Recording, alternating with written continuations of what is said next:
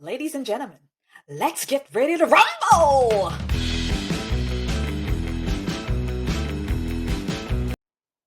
Hello everyone, welcome to the channel. My name is Amanya and this is the Conservative Poet. So today we are talking debates for the general, the Senate seat here in Florida. Marco Rubio, Val Demings. The fight.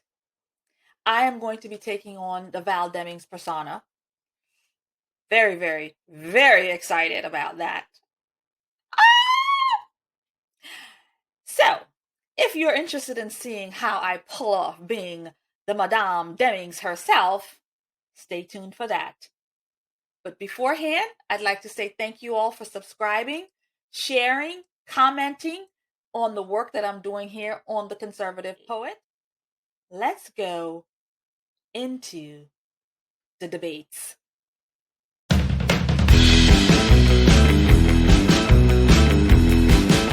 people's budget. Let me tell you the other gems in that budget. It raised $9 trillion in taxes. $9 trillion in taxes.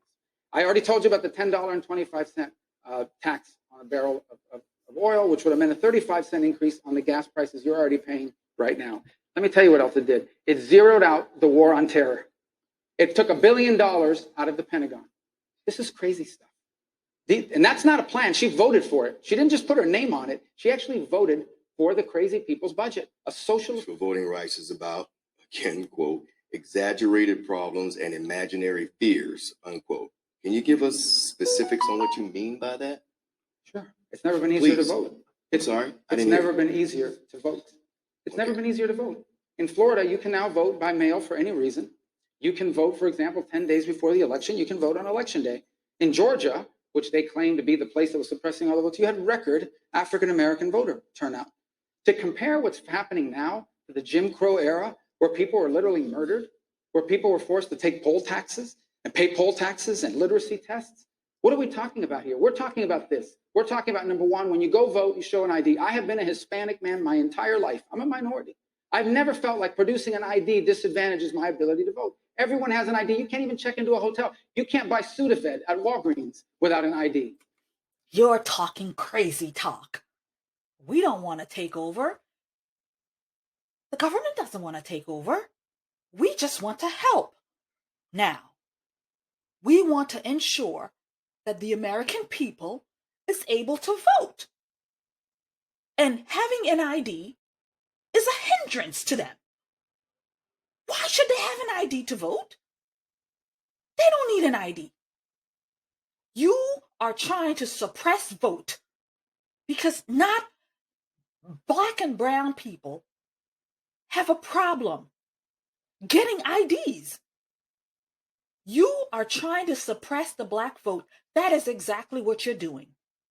We don't need them. We don't want them to have IDs because we want everybody to be able to vote. So what? And you're telling me that you need an ID to buy booze? Our people don't drink booze. They don't need IDs for booze. They don't need it.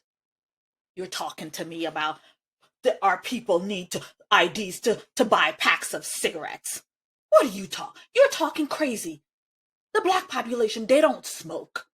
Newport 100s? Nah, they don't smoke that. They don't need IDs for that. They don't drink. They don't smoke. You're talking about they need an ID to turn in their picket winnings. They don't gamble. They don't play the lottery. They don't need ID for that. So guess what? They don't need ID to vote either. We have to help our Black people. And what you're saying is racist. If you're saying that we need IDs to vote, Marco Rubio, you're a racist against Blacks. And I'm telling you to your face, you're a racist for suggesting IDs to vote. As the greatest long-term threat, given President Xi's comments Monday that included threats to Taiwan, what should U.S. policy be with China moving forward from here? If China takes any kind of action towards Taiwan, we're going to have to hold them responsible. We're going to have to do it because that is out of our principles. We are a principled country. We are working for the little people. And so we are the superpower. America is the superpower. We are the superpower. It's not China. It's us. We are the superpower. And if China makes a move, we're going to have to take care of China.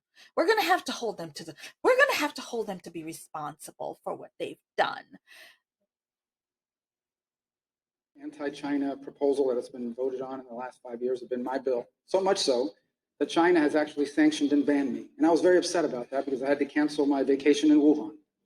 So, but all kidding aside. We are here facing the American people with some serious issues. And you want to make jokes about the Wuhan? Is that a crack towards indicating that China, that the coronavirus, the COVID, came from China? Is that what you're trying to say, Marco Rubio? Are you trying to implicate China, Wuhan, in this COVID-19 mess? You better be careful, Marco Rubio, because making jokes like that, you could be called a socialist or a xenophobe. Are you xenophobic towards the Chinese? Are you making jokes, Marco Rubio, about China being involved in the COVID-19 pandemic? The 21st century will be defined by the relationship between the United States and China. We wasted 20 years thinking that once China got rich and prosperous, they would become like us. And we woke up into a world where they don't want to become like us. They want to replace us. We made one mistake. Number one, we allowed American manufacturing to leave this country and go to China. And so today they own the manufacturing capacity. 88% of pharmaceuticals come from there. So that's why I've worked on things like bringing the pharmaceutical industry back to the United States, particularly Puerto Rico. Marco, you stand there talking about all of these things. China is a great ally and partner for the American people. I know you all blame them for the COVID virus. But I want you to know, Marco Rubio, that yes, all of our medication is made in China. All of our pills, our food comes from China. Everything that we use comes from China. But it is a better plan to have these things come from China than to have them made here in America. China is a partner and an ally. They have taken a few things from us, it's true. But it's a small price to pay to do business with the Chinese. Maybe they do some work in their labs that may take a life or two, but it's the small price to pay to do business in China, Marco Rubio. Yes, our pills are made there. Our manufacturing is made there. Every product that we have is made in China. But it's a small price to pay to do business with the Wuhan lab. Senator Rubio, how gullible do you think the American people are? America is the land of dreams and opportunity, but not if you're a Black woman